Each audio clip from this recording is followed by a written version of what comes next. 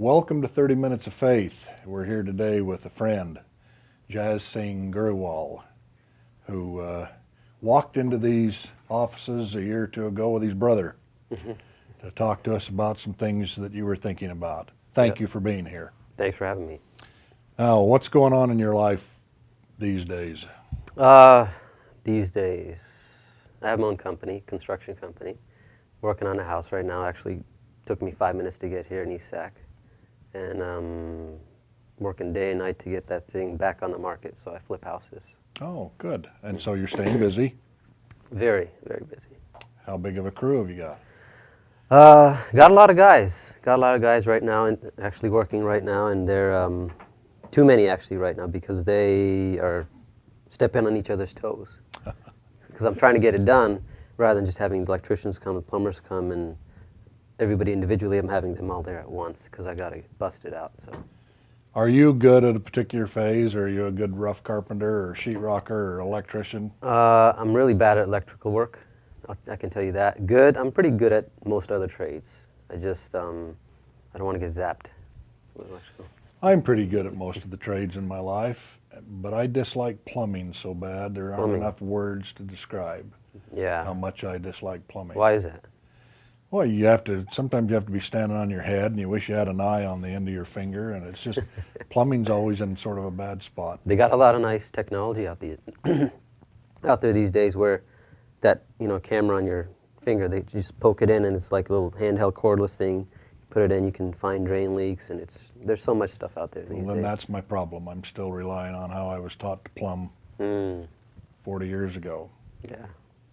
How about your social life? What's going on these days with the big, strong, good-looking young people? There is no social life right now. My social life is at house, and that's been the story of my life for the last 2 months.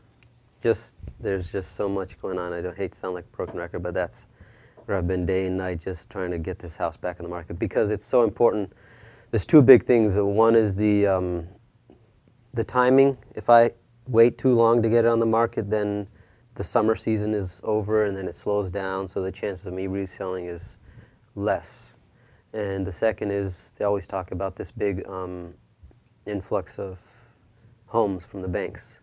That right now there's not a lot of properties out there, especially in East Sac. So if they release that, then my value goes down too. So there's two big factors. That's why I'm just day and night just go in there, work. So.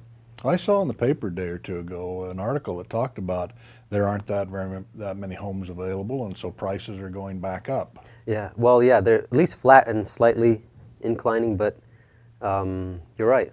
That's true. Have you built any new homes?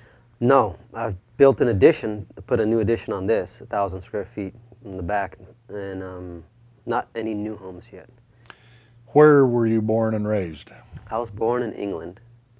Born in England, all three of us, my two sisters and I, were born in England, and came to New Hampshire when I was 4 years old, and then spent like half of my schooling there.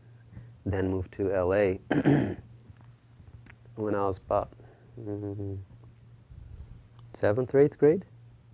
Finished high school, finished college, moved up here, I'd say 3 or 4 years ago.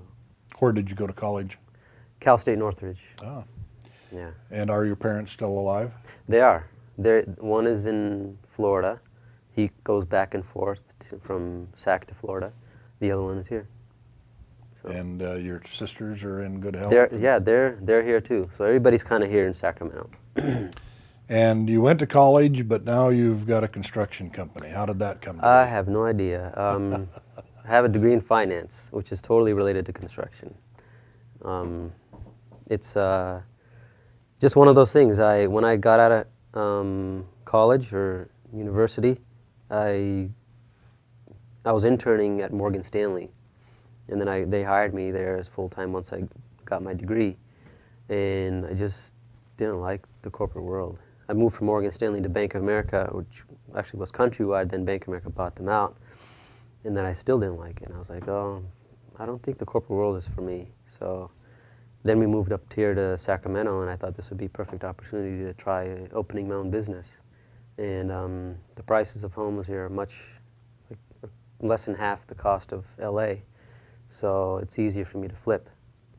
And how about, had you had a little construction experience, summer Yeah. jobs and things? Yeah, I've been doing construction for over 10 years, and then finally got my license a couple of years ago.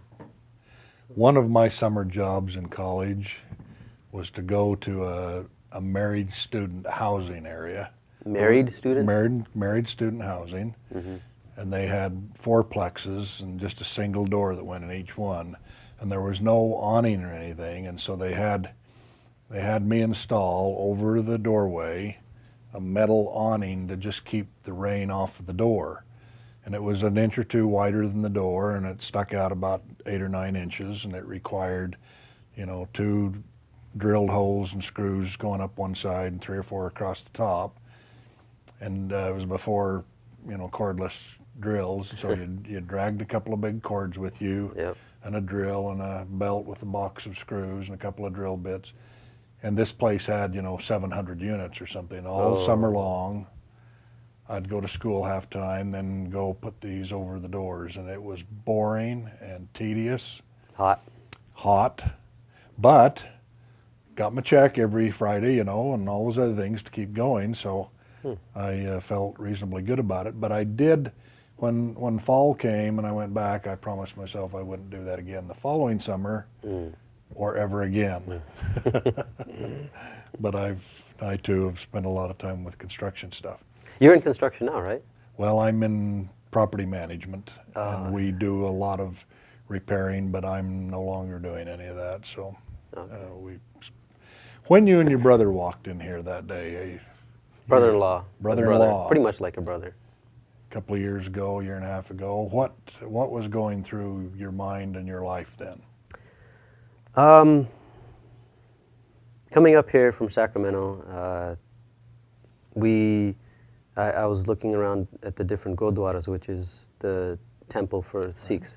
And I started talking to the committee members there, and I was like, just like LA, all the people who are, say, less than 30, in their 20s and less than 30, say, they're not really coming to Gurdwara anymore. And when you look at the congregation, it's just mainly old people and really young people, nothing in the middle. So we're like, how do we connect more to those types of people? And I think it was, as far as our Gurdwara, a lot of it is the message. We speak in Punjabi, and I speak decent Punjabi, but the language that's spoken at the Gurdwaras is more formal, and it's harder to understand. So I recommended to them that we have some English sessions in there, because we are, here in California, so we should have a few minutes of English sessions, and they want us to learn Punjabi. They don't want us to forget our Punjabi tradition. And so they were kind of against having English, because they're like, you can speak English everywhere else, why don't you at least speak Punjabi here and try to learn, which they have a point. But them having that point, prevents other people from coming in and learning actually what the message is. So then Jay and I started having small sessions on the side with the people of our age in the Gurdwaras, so we could learn about our religion and talk about spirituality and stuff like that. And then we started talking to our neighbors who were of other faiths, and we'd have Iron Man groups with my Christian friends, and then we'd kind of talk about other religions, and we just Googled interfaith, found this place, and met you, and then just kind of hit it off and started telling you or asking you about doing service projects, and we're very passionate about that and getting out there rather than just chatting and having boardroom meetings and roundtables, actually getting out there and doing things hands-on. So that's a long story. Were you raised in a Sikh home then? Yes, I was. Both my parents are Sikh, and they're from Punjab, and born and raised there. Came to England when they're in their early 20s. So they're pure Punjabi, and they're just. Does your father wear a turban? No. Did your grandfathers? Yes.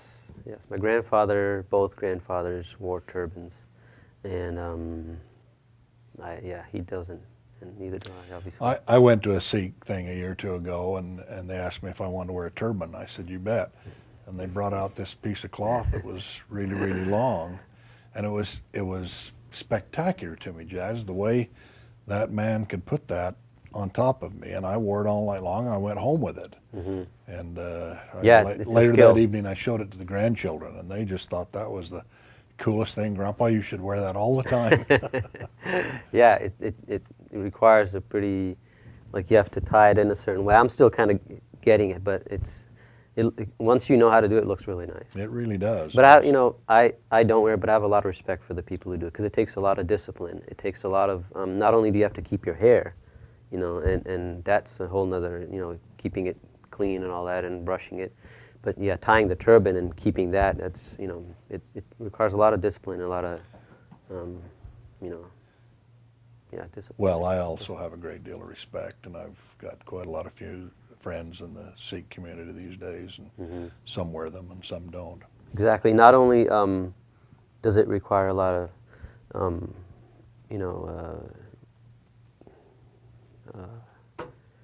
self-respect and a lot of discipline, because you have to keep it and wear it in a certain way, but also outsiders too, because you're going to be looked at differently. I wore the turban to the candlelight vigil last Friday. Yes. And just wearing it one random day, you see when you're walking down somewhere on a public street, they don't look at you like in a bad way. They just kind of look at you again, like just kind of double take. Some of them are negative, but most are positive. So yeah. How long will this misidentification go on in America that the Sikhs wearing turbans are the Taliban from the mountains of Afghanistan? I think it's as long as we don't get our message across. It's as long as we stay silent. And hopefully we will not stay silent. Yes, and it's this whole Wisconsin shooting is very bad, of course, but it's also a wake-up call for us as Sikhs, because we need to not stop living our own lives, which I'm totally doing right now, but get out there, talk to our neighbors, talk to the guy next door, just to let them know who we are. I'm sure we can learn about our neighbors as well. So just getting out there a little bit more, I think it will really help. I noticed a news report the other day that the Gurdwara there in Oak Creek, I think it is, had been reopened, so that but they were going to leave one bullet hole in the wall that was in an obvious place so that people would always see it as a reminder of what had taken place there. And I thought that was kind of cool. Yeah, I didn't know about that. That sounds cool. I thought that was kind of cool. And then the other thing that I was going to mention to you about all of that, my association with people who are of the Sikh religion every time comes to people who are hardworking. They're always industrious. They've never been afraid of work. They're not afraid of education. They're not afraid of being educated. They like to be together. Every time I go to a Gurdwara in Sacramento, they want to feed me. They've always got good food. Yep. And most of it, to my taste bud, is wonderful. And I really, really like it. Was your mother a good cook? Yeah, she's a really good cook, and I'm a vegetarian now, but she made the best chicken curry. She still makes really good vegetarian food, but yeah, it's part of the Gurdwara as well. You go there, you can have free meals. It's the langar, it's called langar, where anybody can come in and eat, because you need to, I think, I'm not very educated on it, but I think the concept goes where you have to make sure that your body is satisfied as far as, being fed, not starving before you can actually worship. So that's why it's there at the Gurdwara, so you can make sure that you're fed, and then you can go in and meditate and be spiritual. So that's why it's there, right, next to the hall. I want to go back to the turbans for just a minute, because I want to ask you kind of a personal question. Sure. I personally think the turban is a great sign of the religion. At the same time, when when I meet young legal counsel or, you know, media specialists and that who are representing the Gurdwara, they don't wear turbans, and I understand why. They live in a Western world and all of those other things. But if a family comes from England to New Hampshire, by the time they get to the third or fourth generation, will the turban just be a thing of the past? That's a really good question. And Jay and I always argue about this. Because he's like, you know, yeah, we're going to be losing our identity pretty soon as generations go on. And I guess it gets kind of controversial because... And I didn't mean it to be that. It should. I mean, that's okay. There's nothing wrong with that. But for me, it does, because I have a little bit different view than maybe he does or the rest of the Sikhs do, because I see it as that's part of the religion, part of the identity, but it's kind of not. Where the holy text, the Guru Granth Sahib, it's all about spirituality, but then the 10th Guru, Guru Gobind Singh, talked about the identity. So they do go hand in hand, but for me it's more important to focus on the religion first and then the identity. So I have to... That's a good way to say that. So that's how I look at it, but other people don't. So. I mentioned to you earlier that one of our son-in-laws is Tongan from the islands of the South Pacific. He came here as a growing boy and brought his traditions and culture with him, married our daughter, who's just a sweet, dear little American girl, you know. As they've had children, he wants them to know and understand the Tongan traditions and the traditions of the chieftains and the warriors and the tribes and all those other things. But they are going to American public school where, as far as they're concerned, they're just American kids. You know, they Disneyland and you know, whatever else. So it's a little extra hard. Fortunately, our daughter wants them to know the Tongan things too, so they'll... But I watch that standing back, and by the time they're having children, and they could marry Asians or somebody from the Middle East or somebody from Ukraine, you know, that's the way we are in our society, and I'm in favor of that. But they might get to their grandchildren, and Tonga doesn't mean anything else than 4 other countries along the genealogy line there. Yeah, it's very true. As we get more diverse, it becomes a melting pot, and then you do lose some of that heritage, I think. So it just comes with the territory. It is a big territory. The Sikhs are have a strong identity in Greater Sacramento. Yes. They're well respected and well thought of, and unfortunately, trial and tribulation has caused, you know, good people to flock toward them. But how many Sikhs are there in America? Do you know that? I don't. I know there's 25 million in the world. India has 0.2% of Sikhs. Really? Yeah, only, no, not 0.22%. So 20 million in India and then 5 million abroad. There's a lot in Canada, and less than 1 million here, I think. 700,000 or something like that. Well, obviously they have a good relationship with the United States. You know, and one of the things I've liked about them too, and this is just my opinion, but we see them owning service stations. We see them driving trucks. I was on a site the other day where a dump truck came in with bark and all those other things, and the man who was driving the truck was wearing a turban, and he and I had a nice visit. We see them as cab drivers. We see them doing a whole variety of things. The women are doing wonderful things in the trades, and yet we see a lot of the Sikhs, well educated like you, who are making a difference just out there in the neighborhood. And that isn't always said of every religion and, you know, every culture. So I tip my hat to the Sikh community. Yeah, it's we're very progressive, very competitive too with each other. Like, we're always trying to get higher and higher success. You know, it's just the way. I don't know if it's the way I am. I don't know how it is with all the other Sikhs, but I don't know. I never thought about it. Are you competitive in sports? Yes, I'm competitive in sports and really anything. I do boxing and wrestling and stuff like that, and yeah, I get very competitive. And how do you do? Do you fare all right? Decent. decent. Depends on the competition. I mean, I'm a blue belt, I think, in jiu-jitsu, and against other blue belts, I do pretty well. I mean, black belt, I get my butt kicked. White belts, I dominate. So I'm kind of in the middle. We've got children taking judo, and we go to the meets, and these little tiny kids, and they're going through all of that discipline, and Yeah. that's really fun to watch. And they get competitive. Yeah. They're just little 3 and 4 and 6 and 7-year-olds, and they get very competitive. Yep. Do you have a favorite sport in Sacramento? Or are you following the Cats or the Kings? I don't really follow basketball or football. I follow UFC, mixed martial arts. Uriah Faber's right here in Ultimate Fitness down the street. I used to go to his gym, and now I go to a place in Rancho Cordova. But I follow that the most. What makes that good fighter? I mean, is he just terrifically strong, or super quick, or what? I think, speed is a big factor, agility, stamina, and then, power and strength is lower down the list.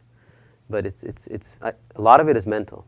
I would say that's the biggest skill you can have, is you're keeping your heart rate down, not getting all tense, and just, you can't throw a punch if you're really tense. So just staying calm, not getting angry, not fighting with anger. A lot of that is, in your brain. And then, speed and agility and flexibility and strength. So. Is there something topic-wise, a subject of spirituality that appeals to you more than something than a topic like what? Well, faith or love or discipline, or is there something that kind of motivates you and drives you spiritually? I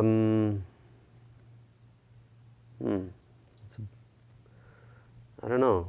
I think what motivates me is just to find myself. I know if I find myself, then I can be more content. It's a battle within myself is what I think spirituality is. And it doesn't matter who's around me. I mean, it helps if you have the good people around you, but it's more about my internal battle, I think. Have you found yourself? I think that takes a lifetime.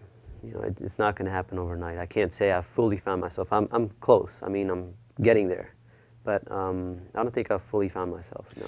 One of the things about contentment that I'm smiling on the inside a little bit is when you are young, you want a nice, I'm talking about boys, you want a nice car, you want a nice home, you want a lovely woman to love and care for.